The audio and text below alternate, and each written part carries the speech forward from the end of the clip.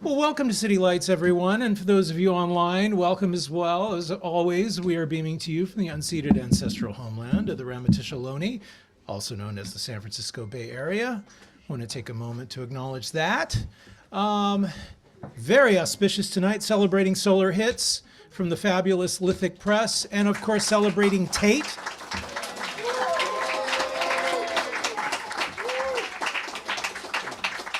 Who is not only a magnificent poet, archivist, photographer, and producer, but also has had so much to do with creating community, as we can see here, and also online.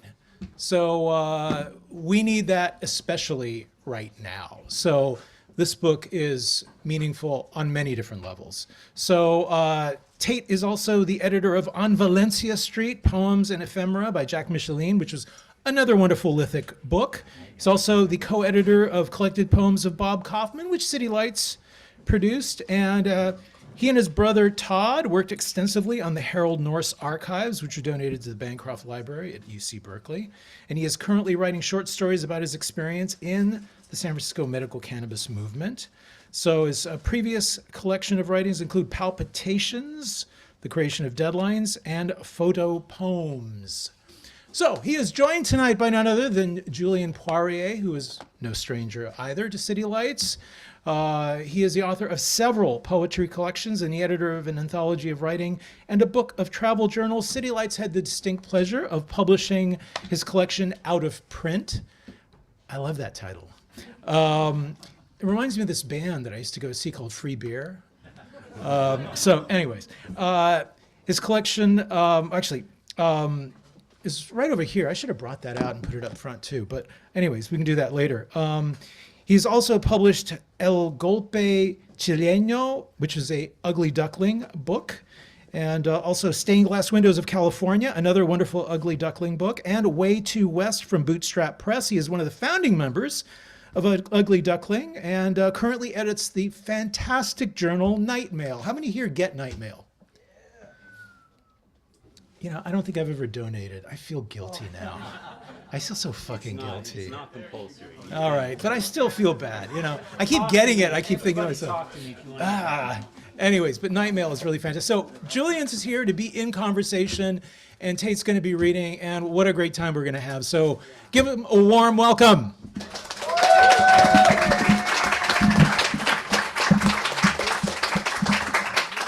How we gonna do it? I think we're gonna stand up. Yeah. So, I'm working on my stand-up.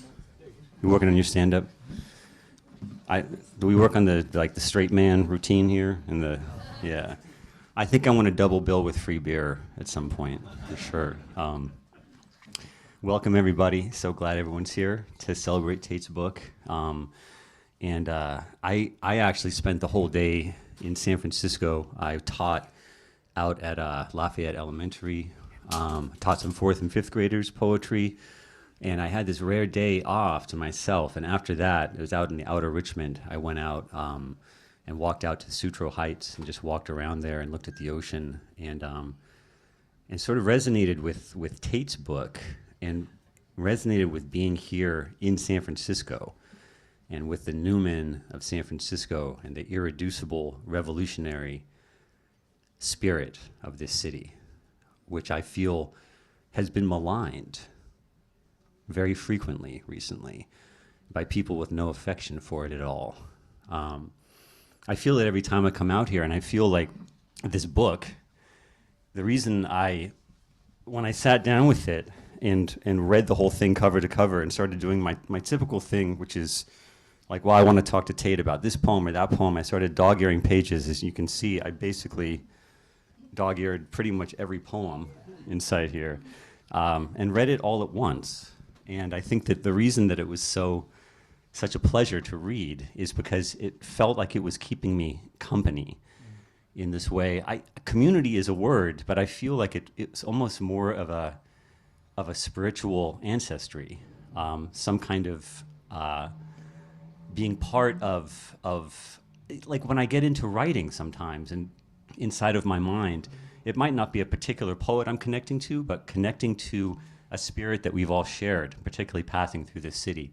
So I wanted to start with that. I just wanted to talk about your book as being this portable spiritual community, and just sort of to ask, I guess, number one, like when you first started making this book, did you see it when you sat down to do it, that this was going to be something where you actually like kind of created this community for all of us to join?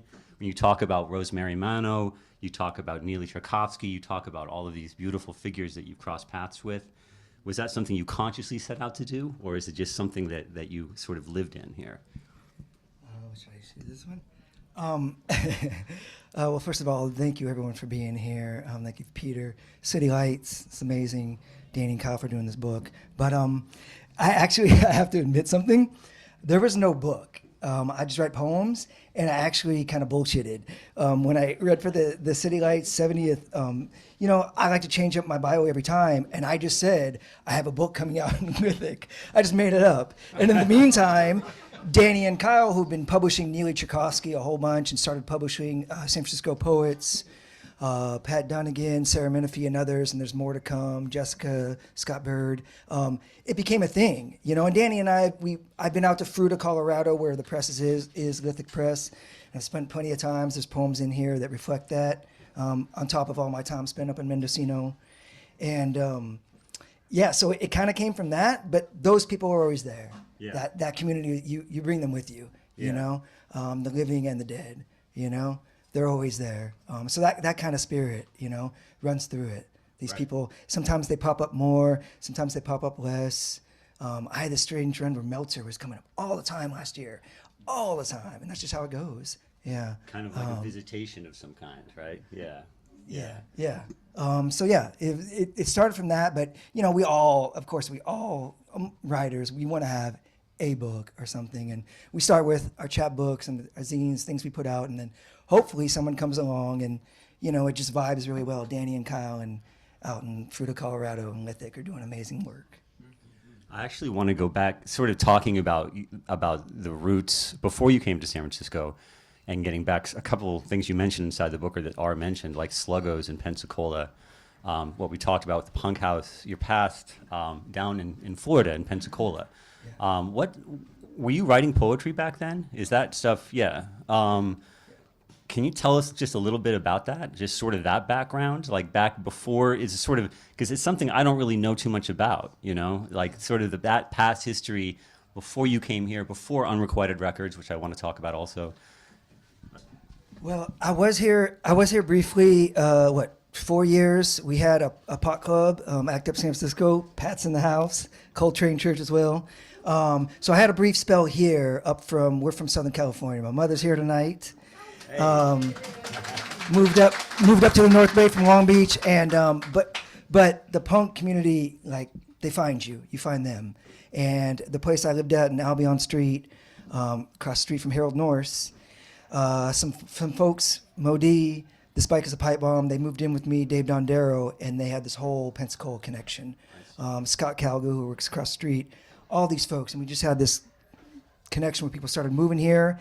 And then Terry, threw this idea out to me. She had a bar called Sluggos Forever, and it died, and then she wanted to reinvent it as bar / all ages show space, vegan food.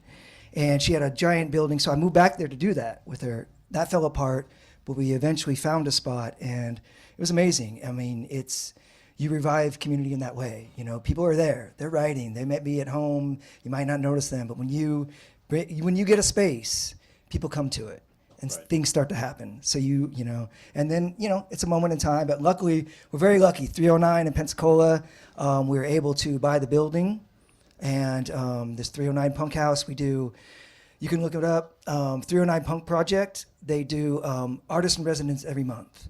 And if you want to get involved, if you want to try to, get there, Chad Porter's been there, Modi's played shows, Modi used to live there.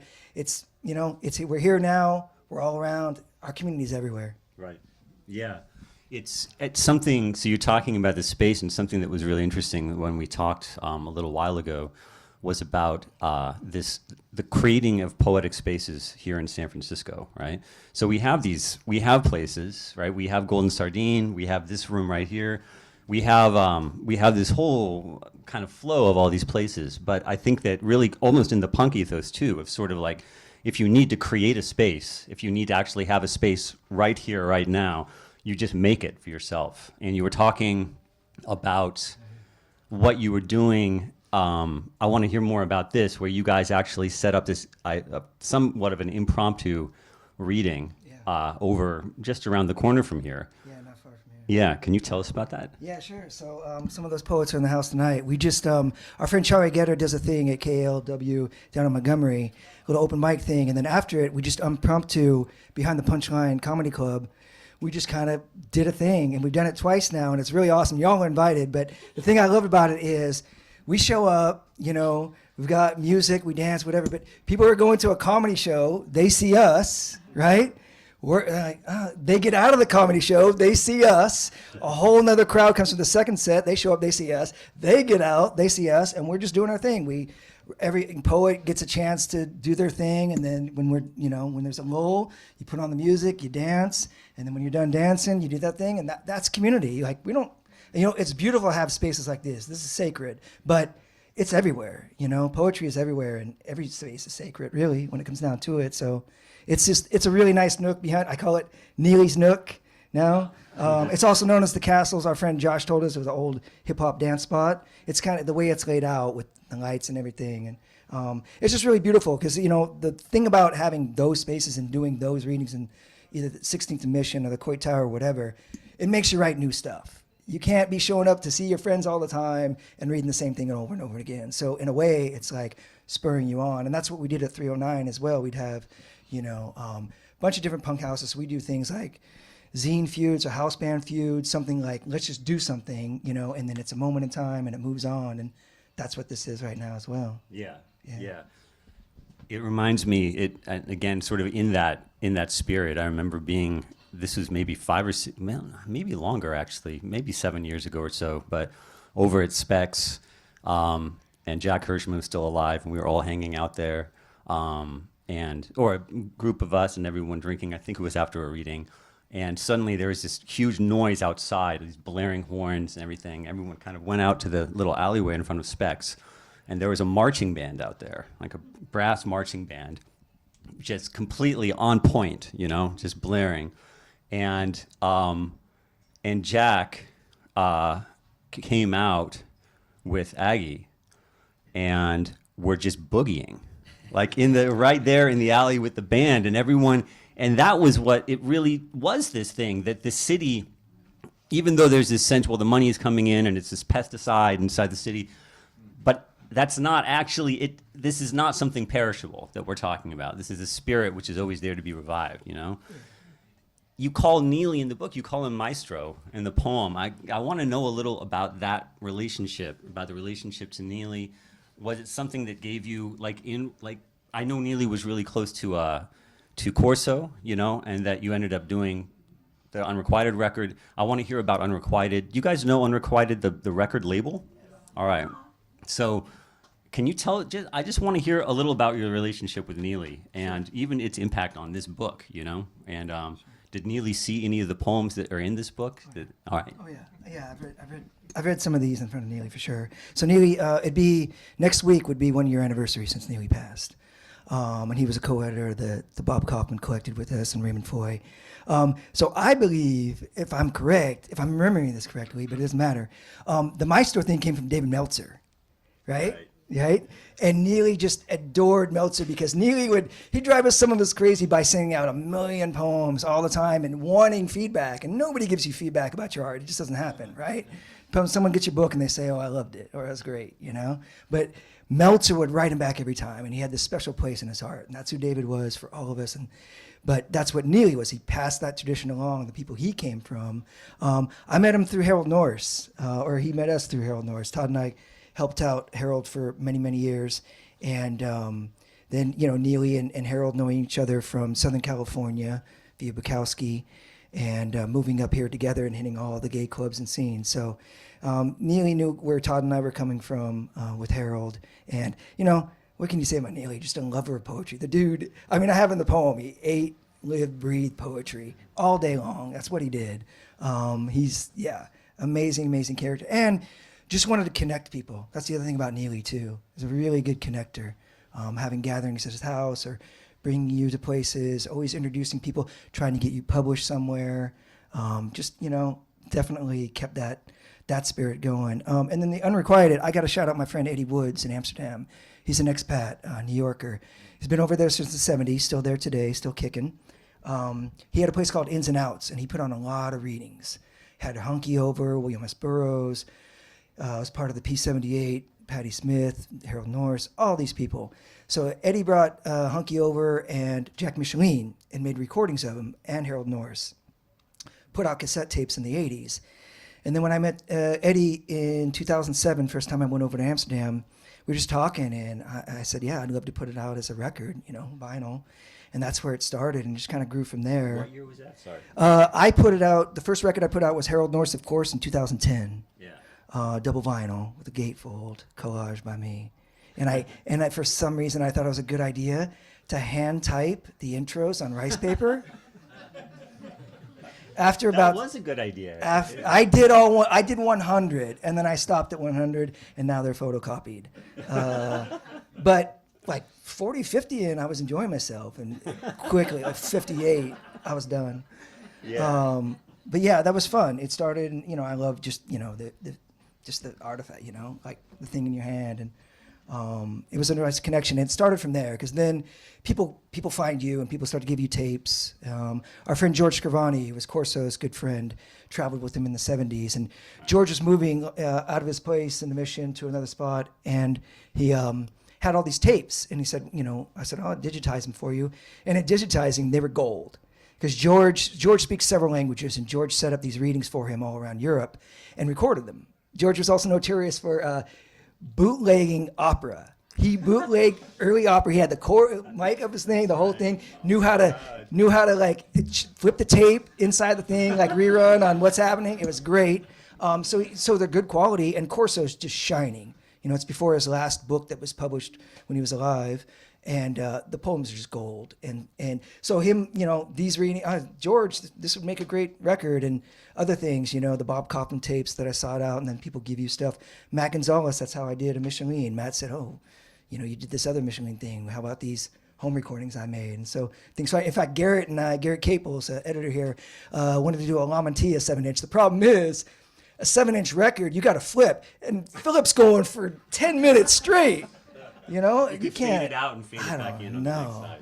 Right? But it's been really fun doing those. It's a really, I mean, honestly, it's a way to really connect and get even deeper. I mean, anybody that's edited a book of someone's poetry or done any archival work or anything working on somebody's stuff, you really get to know them. Yeah. You know, so it helped doing the Kaufman Collected that I had already done deep dive on tapes with all the Micheline work. Like, once you get their voice, because to me that's it. Like, there was a bunch of Harold poems that I had read, and then Todd and I got a KPFK down in Los Angeles.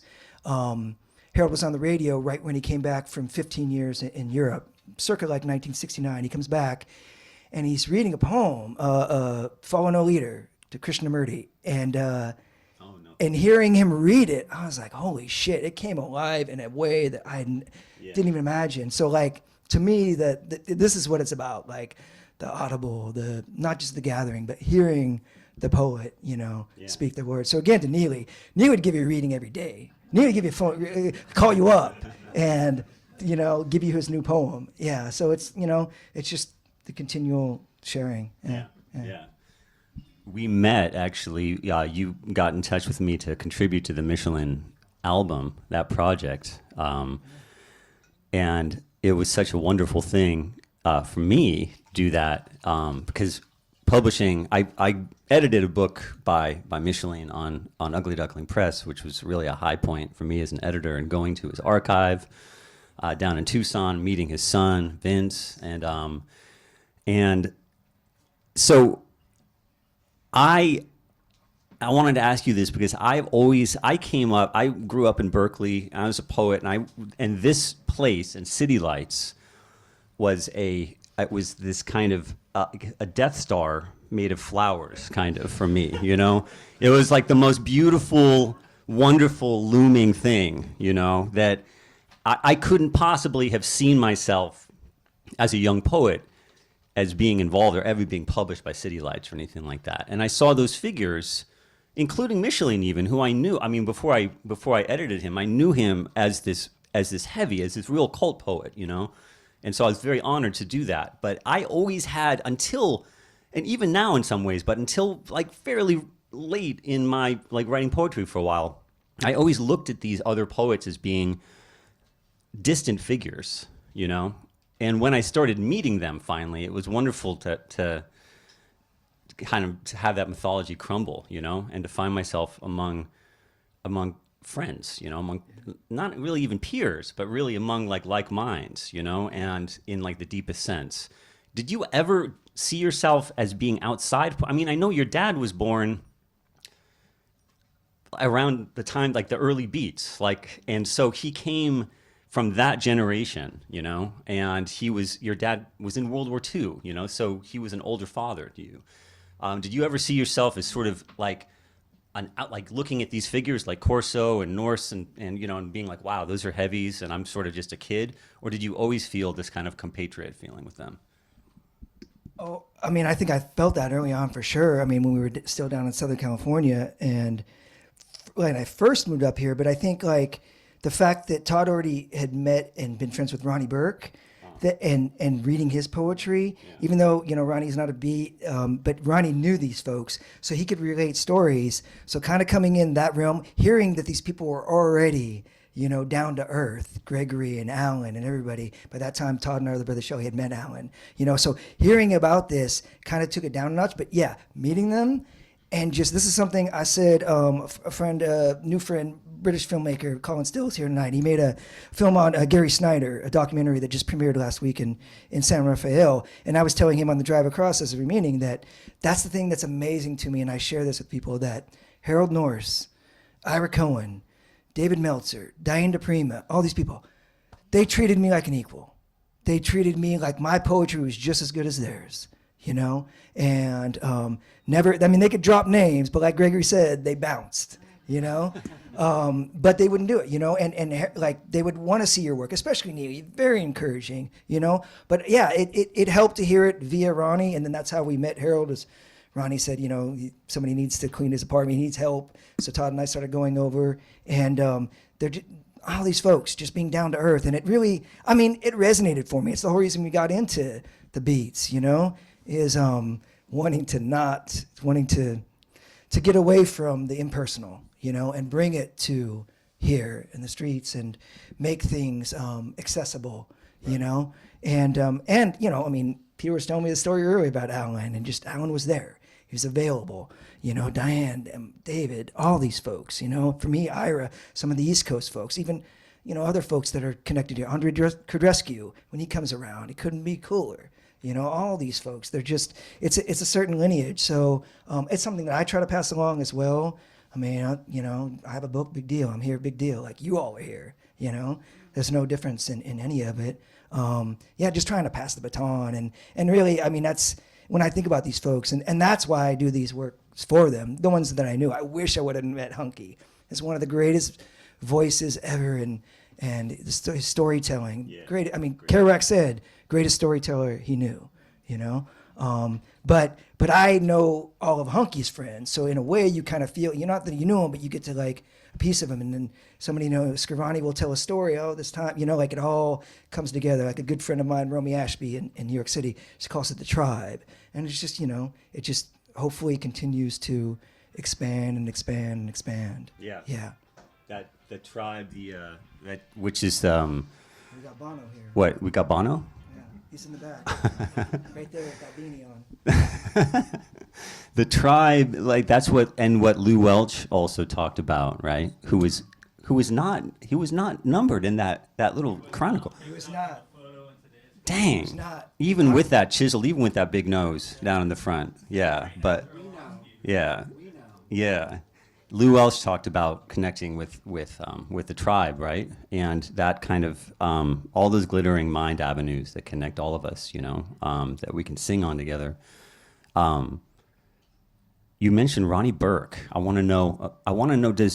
Because I feel like that's someone. Ronnie was writing to me when I was doing my newspaper in New York, which I'm going to start doing again, New York Nights.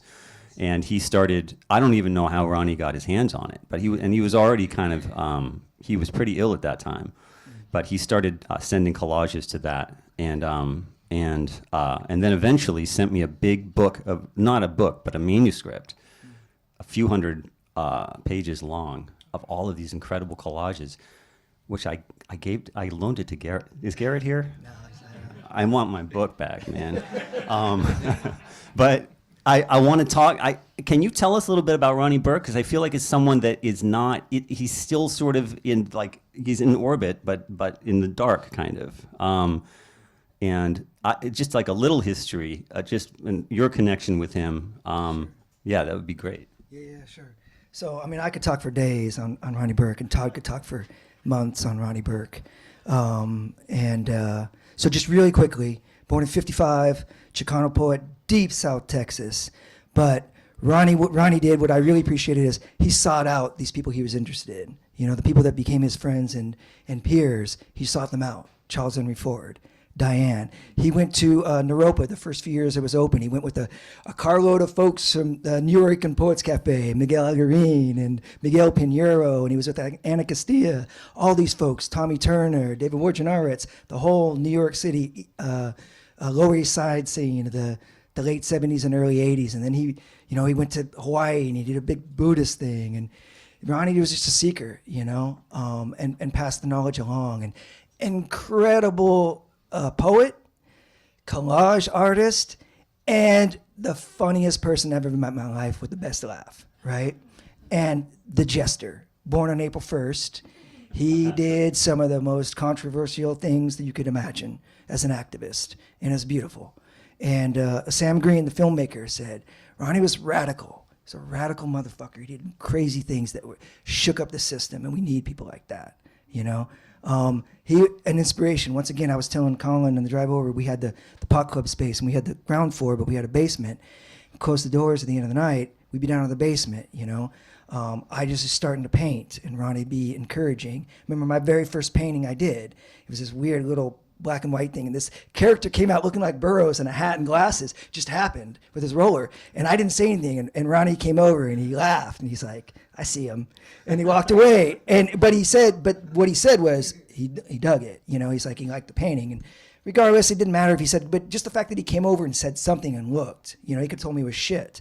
But Ronnie be down there doing collage or writing, and Todd would be doing something, other people would be creating in different ways, or David Pasquarelli would be doing a flyer. Like, we'd all be, it was like a portal. But Ronnie was definitely ahead of that, for sure, of just his knowledge. I mean, the man had such a deep knowledge of, Egyptian, numerology, you name it. That's why I didn't realize he and Will Alexander had never met. The mutual adoration they had, and Ronnie wrote poems from the whole thing. When I met Will and recorded him for the Ronnie Burke album I was blown away to realize they had never met. Yeah. I just thought, like they knew each other. But if y'all know Will, Will's on this level. Ronnie's on that level. Ronnie's on that level for sure. Could have seen and if you ever got to hear Ronnie read, or just, his letters to the editor, his biting, satirical, funny wit, and just, he did not care at all. He went for it. He was a surrealist to the true nature. Philip, he sought out Philip, and they were friends from early on. It's just, again, the continual thread. Thank you. Yeah. That filled some stuff in for me, for sure. Yeah. I want to turn, there's a line in the book, actually a couple lines. It's in your poem, Branded. First of all, where did the title come from? Oh. Solar Hits. He's an alien. Okay. You sing the quiet part out loud. Yes. Yeah. Hold on, let me see if I have it. It's a great title. I'm wondering. Hold on, let me see if I got it. Yeah. Here, I'll show you both of them. Okay, great. You're going to burn your book? Show and tell. is this. This is how I smoke my weed. Oh, man. Yeah. Yeah. I'm bowled over. Unless I'm smoking a joint with Pat. I lost my page. Hold on a second. That was, all right, that's pretty great. That works. Folks online can't hear that. Okay. All right. The poem Calm is down. branded, a great poem in the book. It starts, today at lunch with Pierre, we spoke of horror stories from Election Day, the continual thread around the warehouse. These early mornings when our breath is better seen than heard. And then goes, and at the end you say, America is not a country. America is a marketing concept. Yeah. Tell us more. Well, and earlier today, I actually added a line for it that I wanted to finish with, but I'm going to save it. Last few years I've been working for the Department of Elections, and outdoors mostly we find the polling places, because we have about 500 in San Francisco. But when it comes to election time, we move down to Pier 31, and we deliver and we pick up the stuff. And I've always voted. I still believe in it. And but it's been interesting to work, especially you can imagine in these last 8 years or so, what it's been like to work in that in pandemic times. And just reconnecting. I mean, a good friend of ours, Joshua, was my work partner for many years. And I don't know, when it's different. You can sit home and you can have your opinions, and then when you go out and you get in the middle of something, you kind of find out a lot more, and you kind of have a lot more, not just empathy, but you just let a lot of stuff go, and it really comes down to the human level. We saw that, right? Pandemic times, some people stepped up to help people in certain ways, people gave away food, things happened, kind of opened our hearts a little more. So in conjunction with that, we had fires here. There was days we couldn't go outside, we couldn't breathe. And just all those times that we're going through, coupled with this of different, regime changes, really. Yeah.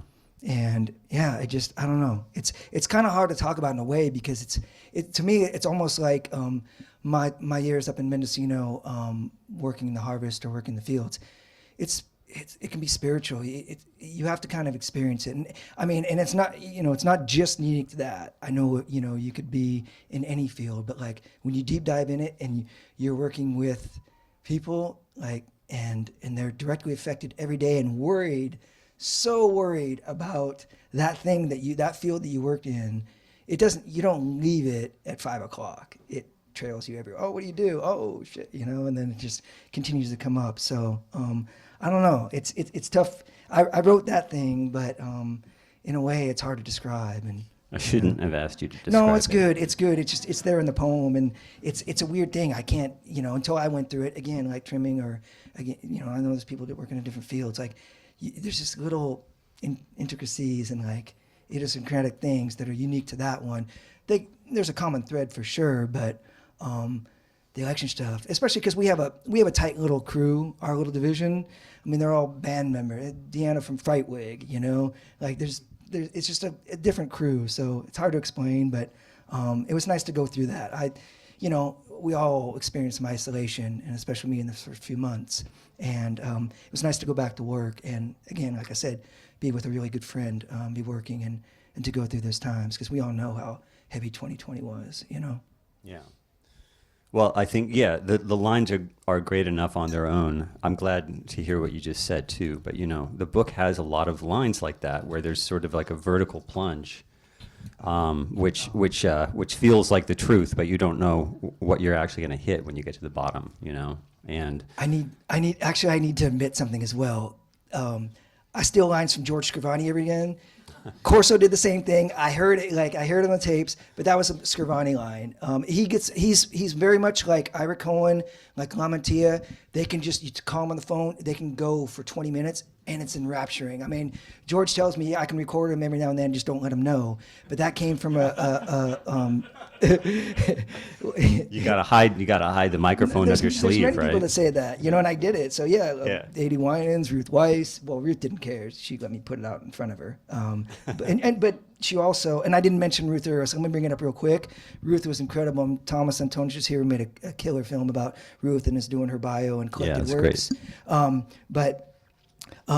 Ruth, it was amazing. So I'd be working on these projects, I'd be working on something, and I'd have a question about something, usually from the 1950s in San Francisco, and I'd either call Ruth or she would come to stay with me, and so I'd wait. I'm not joking. I never once stumped her. She always had the answer. She always knew, and it would be crazy. I'd say, "Oh, do you know something about so-and-so?"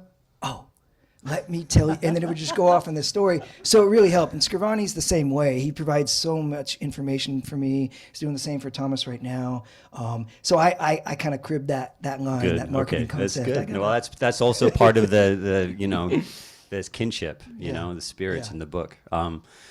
No, I love the poems, but I also really wanted to talk to you about something that you mentioned to me in passing recently, which is that you're making poems in a different manner since you made the book, and maybe even before you put this book together, you started making poems. And you can tell us as much about that as you want, because I don't want, yes. But it's how. So what is this process you're using now? How do the poems arrive? Well, I mean, to be honest, it kind of came from working on putting out a record of Bob Kaufman and working on the collected, and spending time now with his son Parker and good friend John Giuliardi. But Bob was oral, he loved the oral poetry. He loved to just speak it, and other people wrote it sometimes, wrote it down sometimes. Other people recorded it, but Bob was all about the instantaneous, spontaneous. Like I said, composing the tongue kind of thing.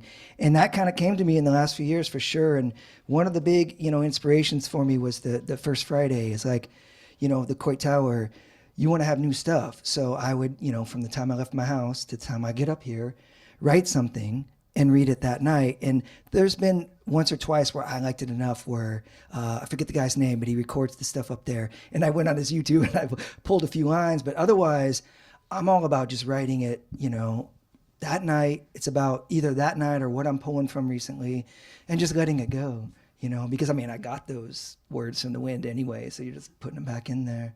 Are you writing them down, or are they sort of in your mind? So they're written. Who wrote "Composed on the Tongue"?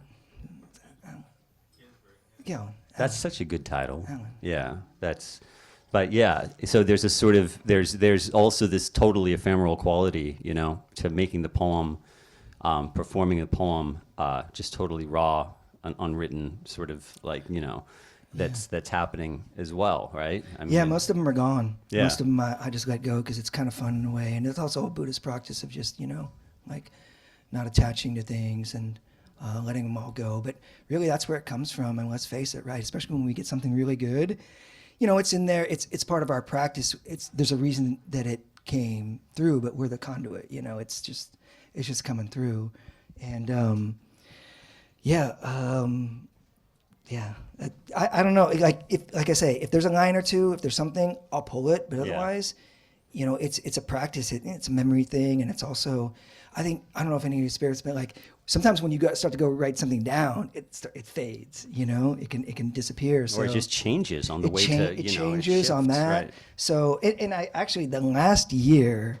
Yeah, 24. I've really been into kind of more song stuff, sing-songy and trying to switch up. I haven't really done it yet, but ideas of switching up poetry stuff. And Dolachinsky's we should get into Dolachinsky. Dolachinsky's a big one on that, the sound poetry. And he uses his hand, like a horn. It's, Right. So Steve Dolachinsky, a mutual friend who died in 2000 and, it was 2019, right? Yeah, 2019. And when you were talking about that, it reminded me of back in New York it was probably 2004 or something like that, and going to do a reading, and I decided that I didn't want to read. I was just gonna improvise the poem entirely, and went up and started doing it, and it was pretty terrible. It really didn't work. But I got through. Maybe a couple things kind of stuck, and Steve was there. Steve and Yuko were in the audience, and I thought, in a way, this was something that I wanted them I thought they would connect with it, which they did. But Steve was honest with me and said that I needed to work on that if I was going to do it. It's not necessarily. I wasn't ready to do that yet.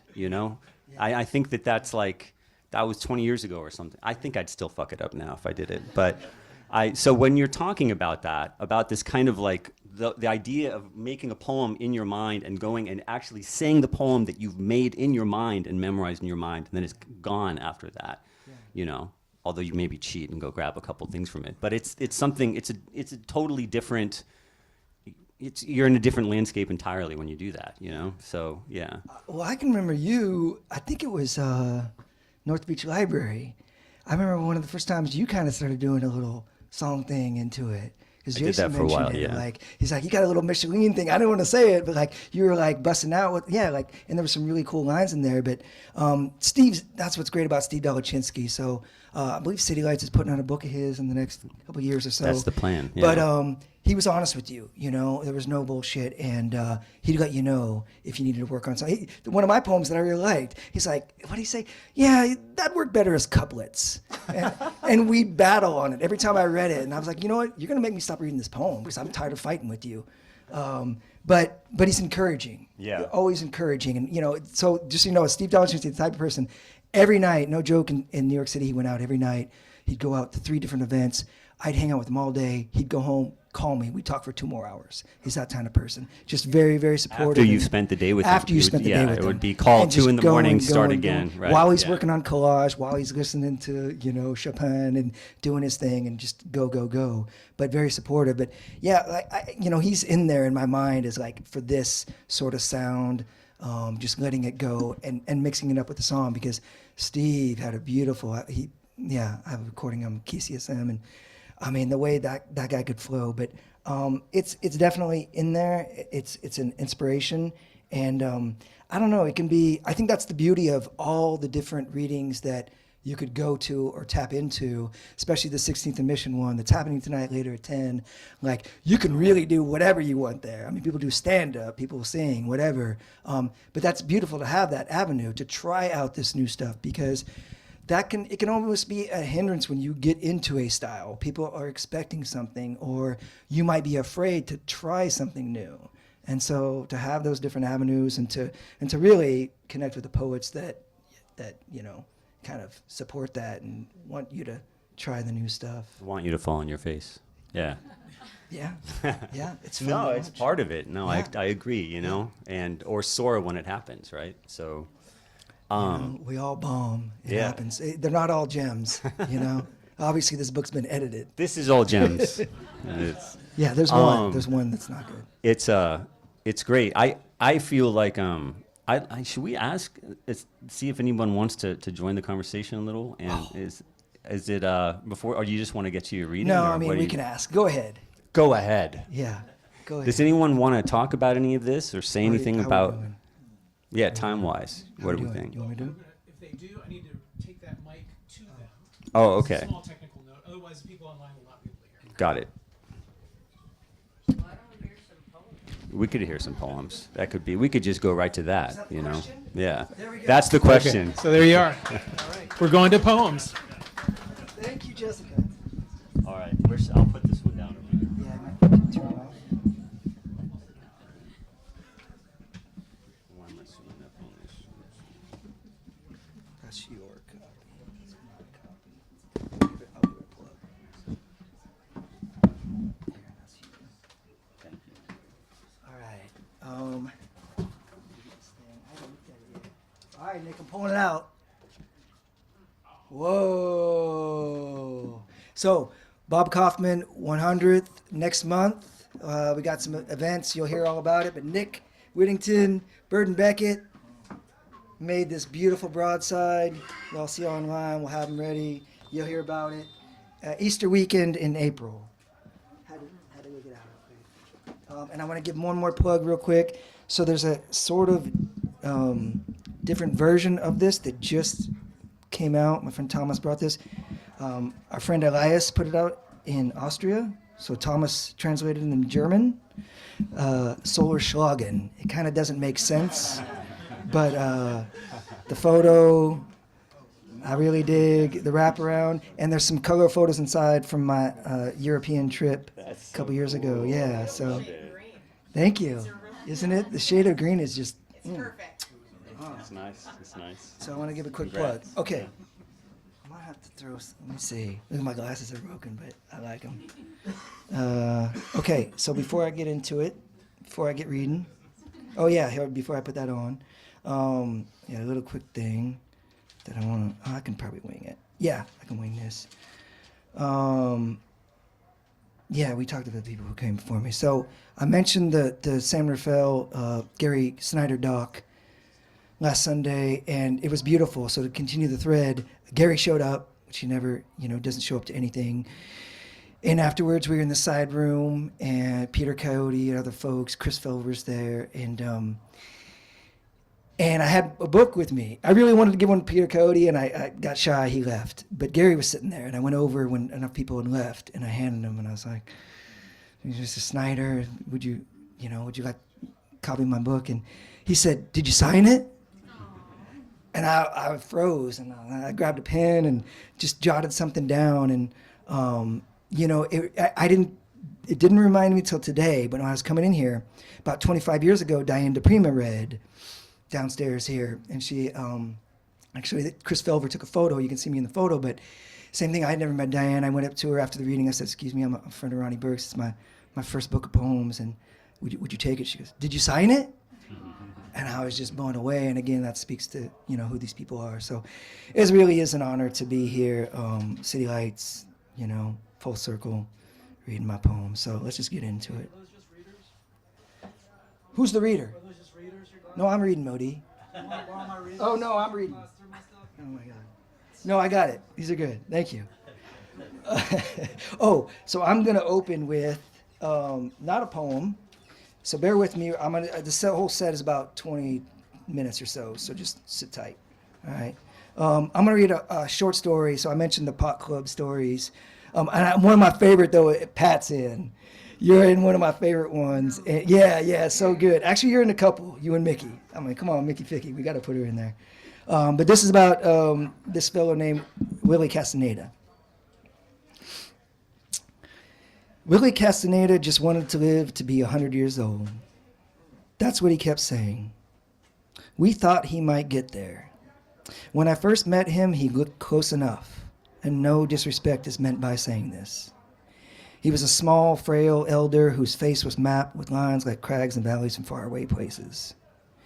Willie stood a little over 5 feet tall.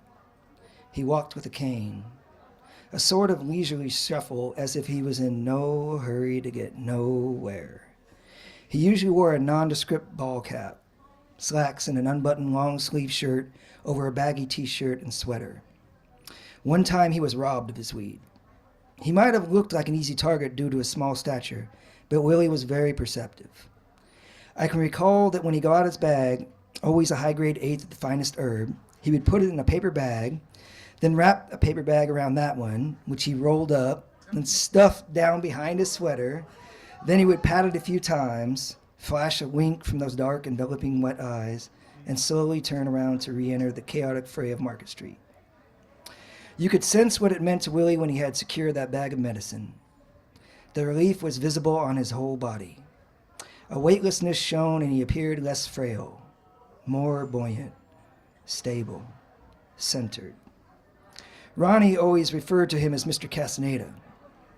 We all treated him well, but Ronnie displayed an extra dose of respect and deference, as if this man was his own father or grandfather. How are you today, Mr. Castaneda? It's nice to see you. Would you like some water, Mr. Castaneda? Can I call you a cab, Mr. Castaneda? Have a great day, Mr. Castaneda. Willie had a deep, gravelly voice, and he was certainly one of the sweetest, kindest people I had ever met. His eyes had this luminous sparkle with eternal moisture, a look of perpetual marvel and amazement just to be alive and gazing into the eyes of another person. Though perhaps this was not solely reserved for humans. Maybe he looked the same way at the trees of the Bay Area, bees pollinating flowers, the final curls of waves on the Pacific Ocean shoreline as the water returned to itself.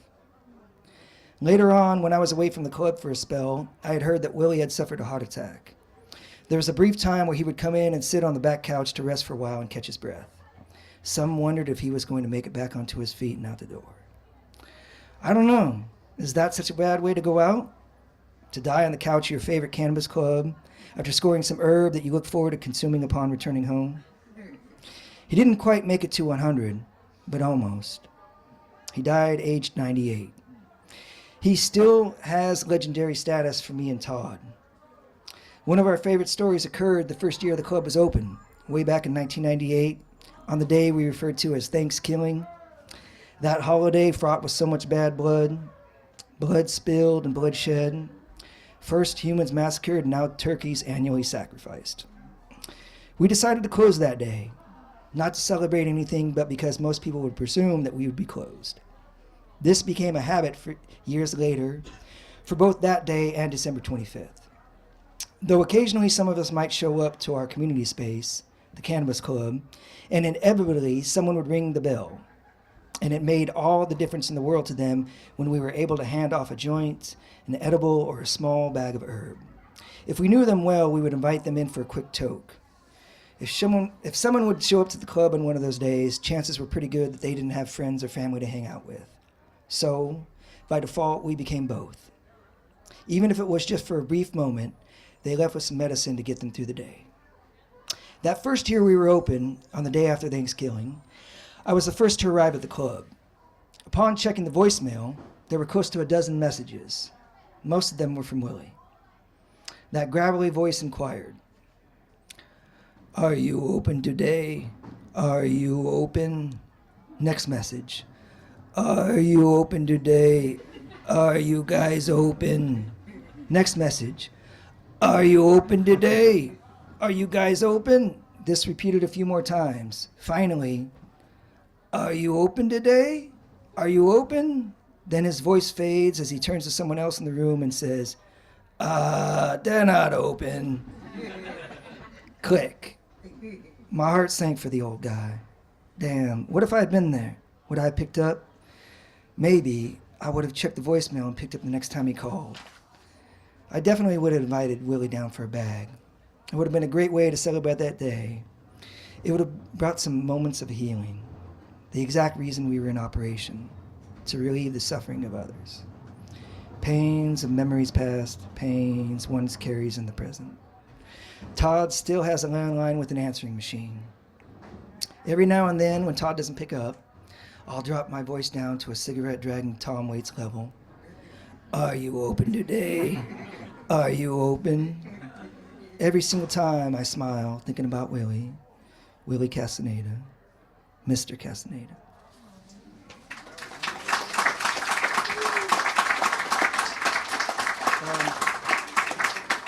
All right, so I'm gonna get into it.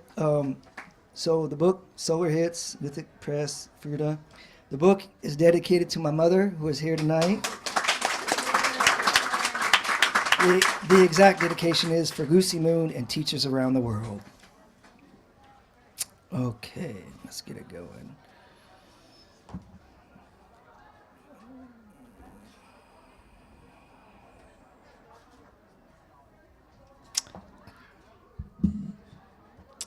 To Zen, for Grandpa Tom. If a thought arises in your mind and you're holding something with your hands, drop it. Let it go. If a thought arises in your mind and you're holding nothing with your hands, drop it. Let it go. Oh, and I was going to say this. I was going to give you the A to Winans. Please don't worry about clapping between the poems. I'm just going to get through this and we'll do that at the end because you're going to clap. This poem I wrote for the 16th Mission Anthology. It's called Visitations from Within. The ability to stare convincingly into the void. Convincing whom? It's called a sponge, motherfucker, and when was the last time your hands touched one? Was it wiping up blood? Was it your own? Or just some rich guy who lives around the corner? How many millions of bloody sponges never made it onto the news? Suffocation, disguised as moments of silence. Candlelight vigils that set more than just the forest ablaze. Smoke that chokes, smog concealed as fog, tears shrouded as armor sculpted into a veil. Asphyxiation, your invisible hands wrapped around their muffled voices. Aphonia, aphasia, panacea, spending more and more time at the library reading books about how to breathe underwater in telepathic languages. So this one's for our friend Stellar Cassidy. I first met Stellar at the Beat Museum, and she read this poem one time when we did a reading for Kerouac's 100th at Specs across the street. And this poem that Stellar read was amazing, and each line was 3 words. And it's one of those on the spot. I made this up on the spot. And yeah, anyway, poem for Stellar Cassidy. Cocoon of ideas, chrysalis of images, poet opens mouth. We hear butterflies. This next one is a San Francisco poem written on Hippie Hill. Actually, another one written to have new stuff for Thursday night, 16th Mission. Hippie Hill, poem to Rinhart. Birds and trees singing surround sounds in 180 degrees. A truck's warning noise in the distance beeping. A busy street of 2-way triple lane traffic. A dirt bike rounding the panhandle. The rust of a swing intermittently. A landscaping mini truck circling the carousel. The workers nearby connected to the ground. The racket of tennis balls crossing nets from strokes. 2 dogs passing each other sharing the afternoon news. Parrots squawk as they pass shrouded in fog. 2 crows acrobatically dancing around each other in the sky as another crow calls the play-by-play from a nearby eucalyptus perch. 2 elders sitting on a bench at the bottom of the hill pointing to the playground in the distance where children can be seen, though the only audio is the backswing zen of creaking chain.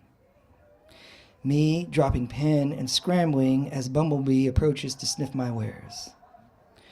17 teenagers walking the curved path, then breaking off into groups of 4 or more to absorb lunchtime sunshine. The branches of trees swayed by the wind. My heartbeat. And since Craig D made it all the way out from Omaha, I'm going to read my baseball poem for him. That's where the College World Series is. The Succession of Greed. Whatever you do, don't call it a baseball poem, because we are unsure who is still on first, and if I don't know is still on third. It's the money lines that separate us all, chasing foul balls and hailing the chalk. The pinch hitter got me high. Stay out of the bullpen. I've been in the slammer, and it isn't so grand.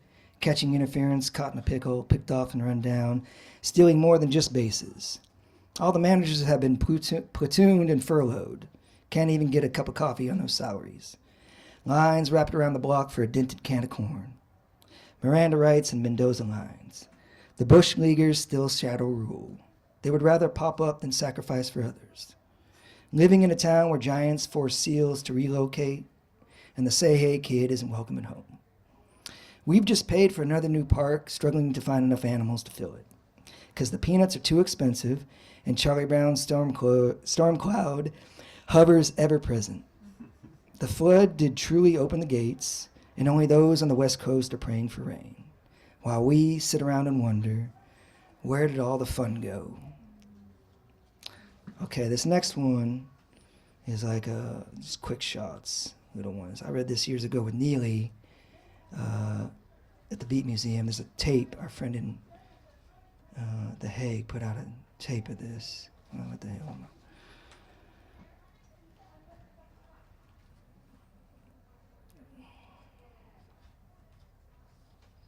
I feel like, hey, I'm doing my Meltzer now. I'll drop them on the ground. I know, I said I wasn't going to do the Meltzer. All right, I'm ready. Okay. Sorry, let's move this down a little. Huh? There we go. Getting fucked up is one thing. Being fucked up is another. The next morning after, the next morning after, the next morning after, the next. In a world full of uber surveillance, don't feel as though no one is paying attention. He votes in person, likes to pull back the curtain and pretend no one's watching. She painted a crooked mirror, hung it upside down to reflect without shame or fear of recognition. The ability to accurately describe a midlife crisis requires knowing exactly when you will die. Who here among us can accurately describe what electricity tastes like? Let the wine do the talking. I usually do. Do you know what it's like to feel her death while she's still alive? Do memories qualify as time travel? The painting is crooked and so is the buyer.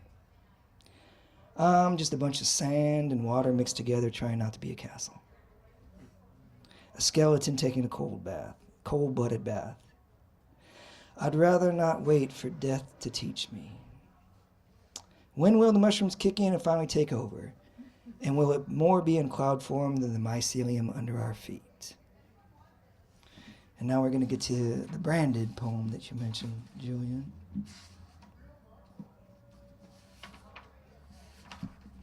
Wrong way. Page 34. Thank you. Boom, Charlie Plymell. I forgot to give Charlie Plymell a shout out. I got a Charlie Plymell poem.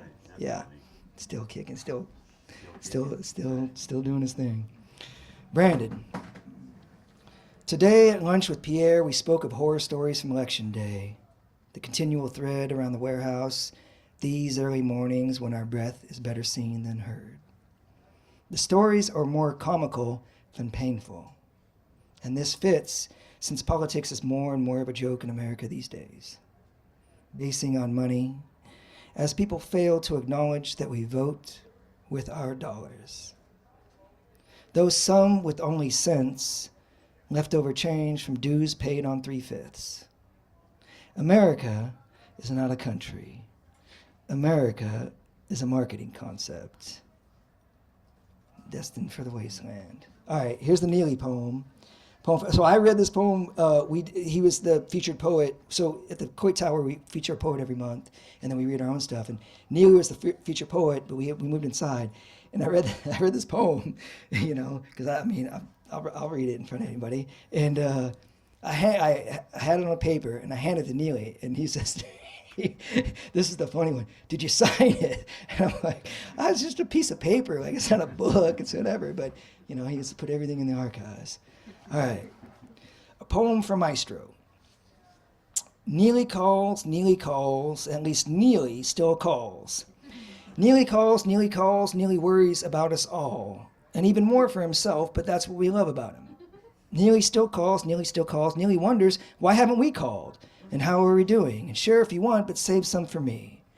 Neely calls, sometimes in the pocket, but how many notes did it take to arrive?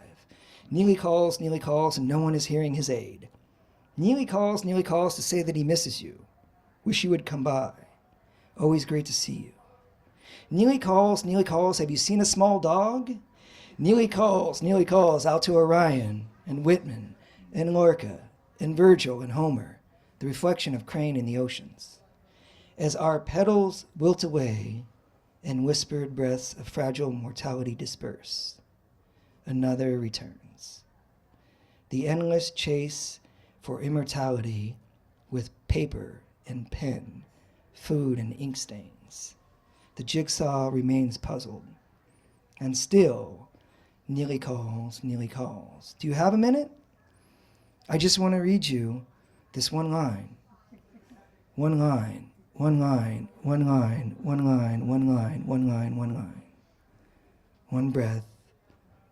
line. I ain't gonna be mad if you clap. Tombstone. Upon death, I do not want to be buried. Instead, some form of cremation, compost, or whatever is the least impactful to the universe, to us. Though, if I were to be buried, upon tombstone, let it read, death, it becomes us all. This next one's for David Meltzer.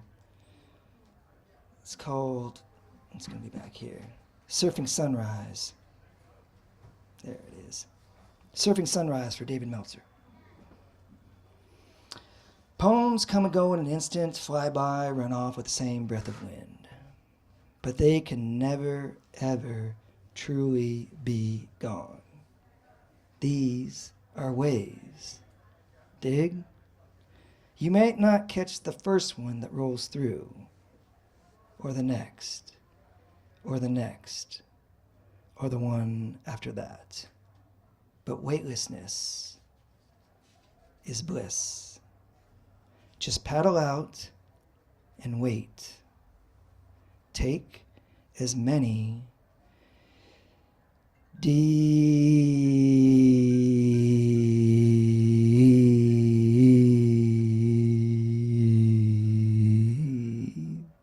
breaths as you can while surfing sunrise, sunset, moonrise, moonset, and some afternoons in between. All right, this next one's one of my favorite poems I wrote for Ronnie Burke, and I got lucky. The music was definitely with me. I had a poem due for an anthology like the next day, and I sat up all night, and like I pulled, it's a bit of cut up, I pulled from some stuff, but you know, it all worked out. Sit down and write a poem for Ronnie Burke, the Crazy Fox of April 1st, 1955. Before I do this, 'cause this is music. Got about 1 minute, Tate. 1 minute left. Till I die? That'd be dramatic as shit. The book would sell out for sure. Hear that, Danny? Oh, that's fine then. It's fine. It's fine. Sit down and write a poem. Sit down and write a poem, a fierce poem, an endless poem, a poem to evoke emotions in us all, a lyrical poem, a surrealist poem, communist poem, a poem with pigeonholes, a poem tumbling outside of the sandbox, baking in the sun, surf for lunch. A Plymell poem, a Micheline poem, a poem that sounds like the horns of Ornette Coleman, Art Pepper, Wardell Gray, a flock of sunny, dizzy birds, the drums of Shelley Mann, Billy Higgins, Elvin Jones, and all their notes floating in the air. A poem that breathes, a poem that tells everything but the truth. A poem that makes you righteous with anger, a poem that is blamed for burning down banks and picking locks of buildings and hearts. A poem that is deemed illegal for century until the day forgiveness comes knocking armed with pockets full of cash bundled in red tape. A poem that has never heard the words war, gun, rape, racist, homophobe, starvation, God. A poem that contains no medical benefits. A poem that cannot afford medical benefits. A poem that feeds on words tossed aside as useless. A poem that writes poems. A poem that uses words like cock, cunt, clitoris, fucking. A ghost poem for the reverberations of Bob Kaufman, the laughter of Ronnie Burke, the wit of Andre Codrescu, the lust of Lenore Candell, the memory of Herbert Huncke, the visions of Ira Cohen, the well-being of Diane DePrima. Sit down and write a poem. Yeah, Chad asked me if I was going to censor myself in front of my mom. Hell no. You know, my mom was on the cover, the front page of the LA Times for teaching band books. So.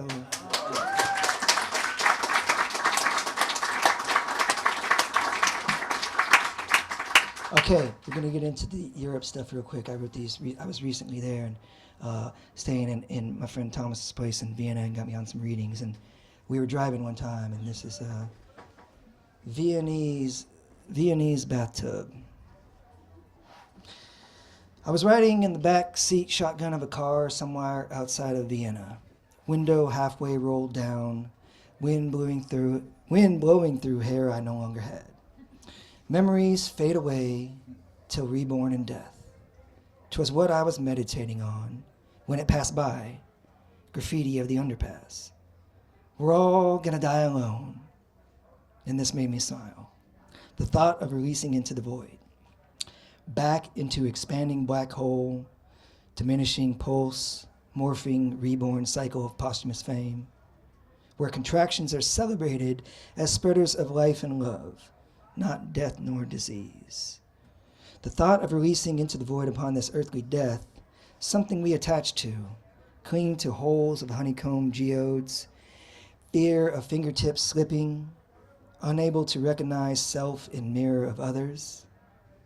Let go, free fall, elegant, celestial untethering of it all. Then the car turns right and over the bridge, across the Danube River.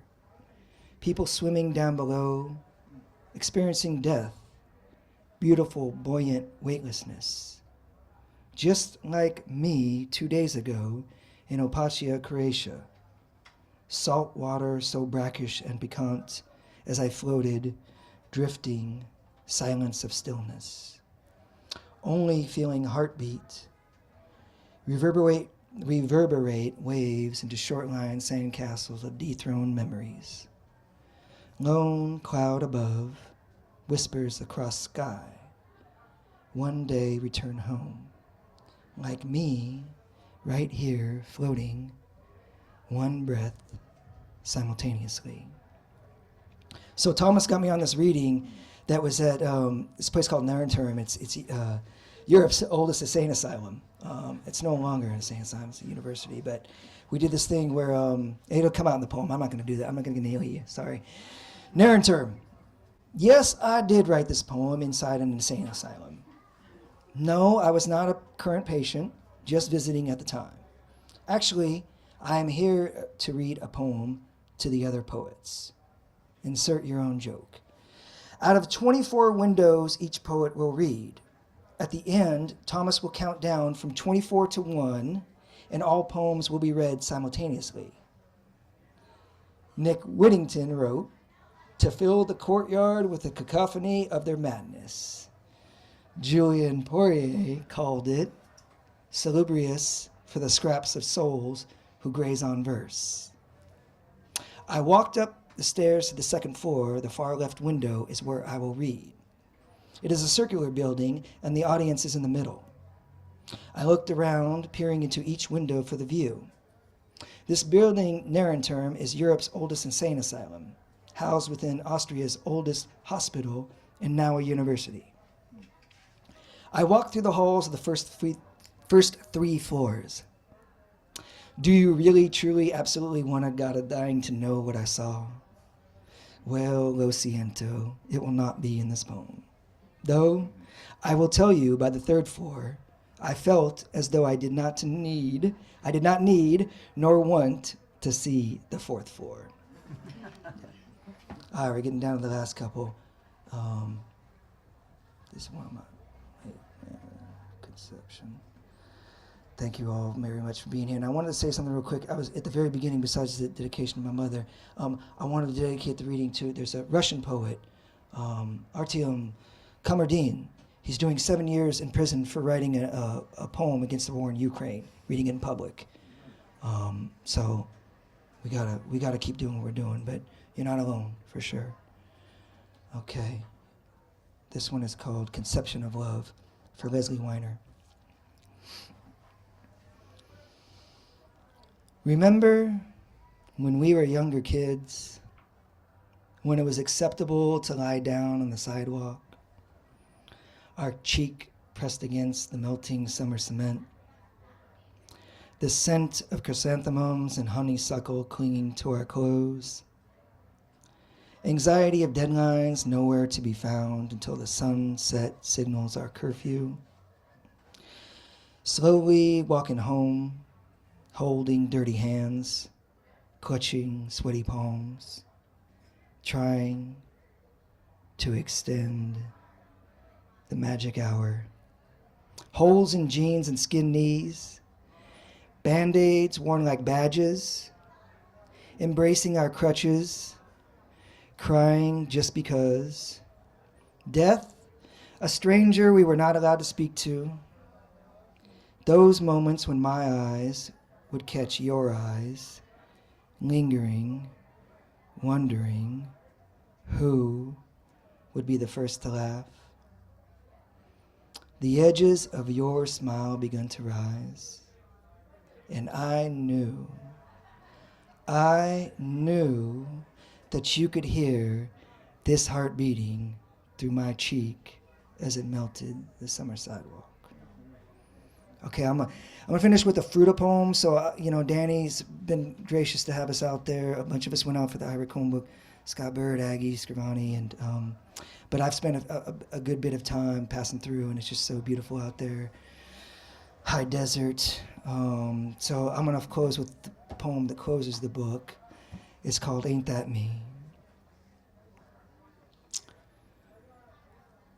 Ain't I that meadowlark over there in that tree, perched on a branch, singing?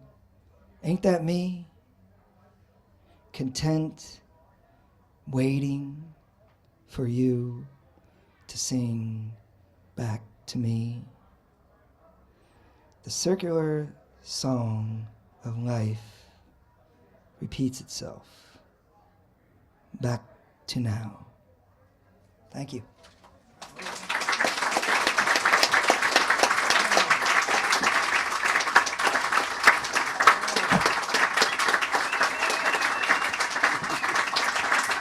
That was fun, man. So good.